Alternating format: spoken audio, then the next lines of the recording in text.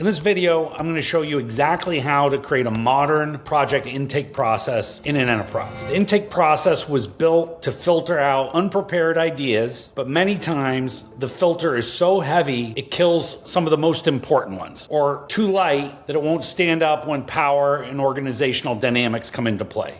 I've helped a ton of enterprise planning teams rebuild this from scratch, and the fix isn't removing the filter. It's replacing the document-heavy setup with a process that captures what actually matters for a prioritization decision, but in a modern AI way. That's what I'm going to be showing you today, so let's get right into it.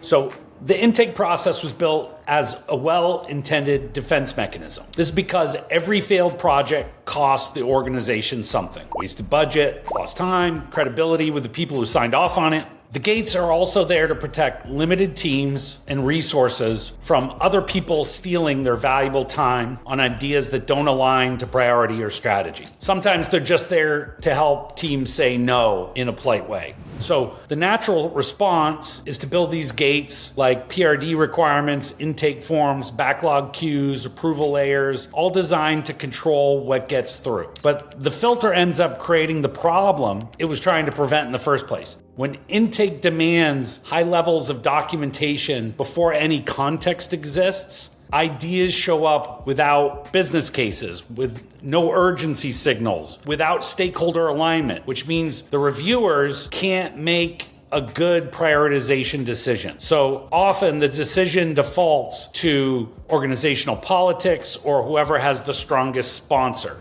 The most complex, promising ideas require the most alignment work to survive this process. And because that work's painful or sometimes impossible to do alone, these ideas get dropped or put on the back burner. And the few ideas that make it through often aren't planned well. Everyone's trying to avoid the friction, so steps get skipped, alignment gets rushed at every stage, which means the plan that enters execution already has holes in it, and the pain doesn't go away. It just shows up later in execution, where it's far more expensive to fix.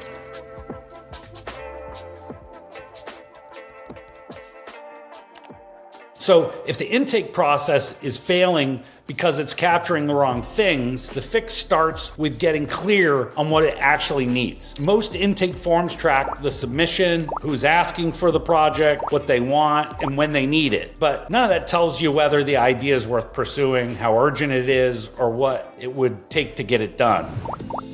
The first thing it needs is a business impact statement. Specifically, what outcome does this project drive? What does the organization lose if it waits 6 months to start? Without that, every idea looks equally important, and the decision comes down to whoever argues hardest for it, usually in the room.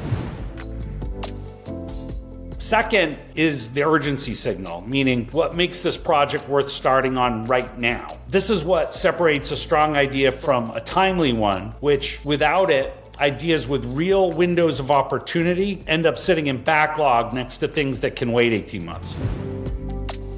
Third is a stakeholder map and alignment from day one. 88% of projects fail because the wrong people or not enough of the right people were involved early on. Discovering, 6 months into a project that a VP or compliance team should have been in the room but wasn't is one of the most expensive planning failures there is. That's why mapping stakeholders at intake means alignment work had to start way before the project does and before competing priorities take over.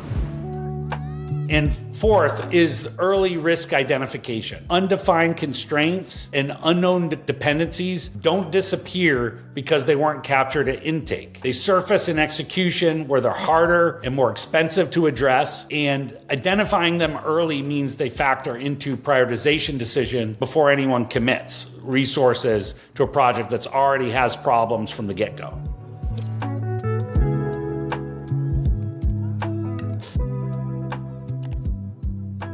So once you're clear on what intake needs to capture, the next question is how to run that process without it becoming another months-long bottleneck on its own. And that starts with open idea capture.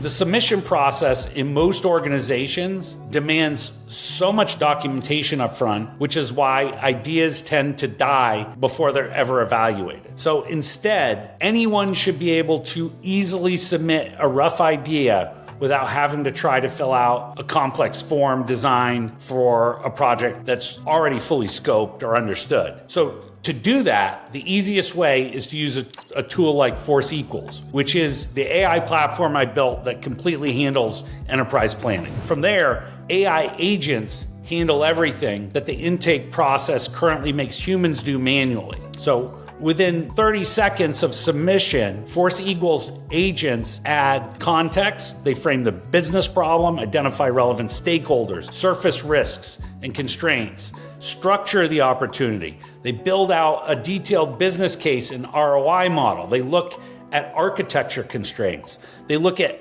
emerging technology that maybe no one is even aware of that could help. They source best practices to ensure goals, solutions, functional, technical, and operational requirements are well thought through. They build visualizations and prototypes. The AI agents automatically do all the hard stuff, and because each and every idea comes in with deep context and initial alignment signals, every idea for any potential project starts from a strong foundation of knowledge and understanding, way more complete that you can get through a manual gatekeeping template.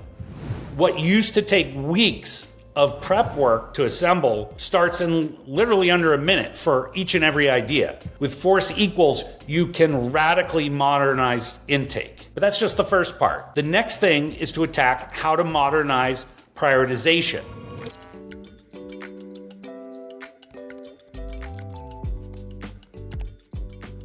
You want and need clear prioritization signals grounded in your actual business context. Force Equals agents connect each idea to the organization's real-time dynamic current goals, OKRs, performance metrics, constraints, market signals, competitive signals, and they use these to generate clear go, no-go, or continue to refine the project signals for each submission that comes into the system, which means the prioritization conversation stops being about whose idea it is and starts being about whether it actually earns a place in the roadmap based upon the needs, the goals, and the strategy of the business. You get a dynamic portfolio view and clear alignment on where to place investments.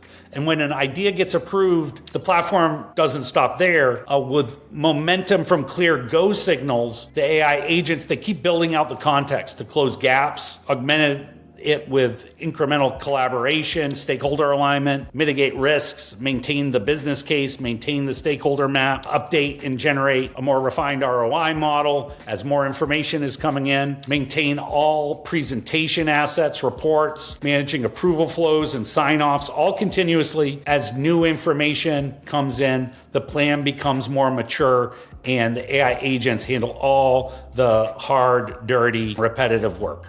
When the project's ready and approved to move to execution, everything transfers with it. One click into your development workflow, your procurement workflow, or into your project management workflow. Nothing needs to be re-entered, rebuilt. You get full traceability and accountability back to every decision made in the planning process. So if you want your planning process to work exactly like this, you can try Force Equals for free by clicking on the first link below this video. You'll no longer have to deal with ideas dying in the process because intake is too painful to navigate, or deal with prioritization decisions that default to politics instead of business impact, or starting a project that already has problems nobody caught. So again, you can try it completely free by clicking the top link in the description. And if you want to learn how I replaced my project planning with AI, then watch this next video.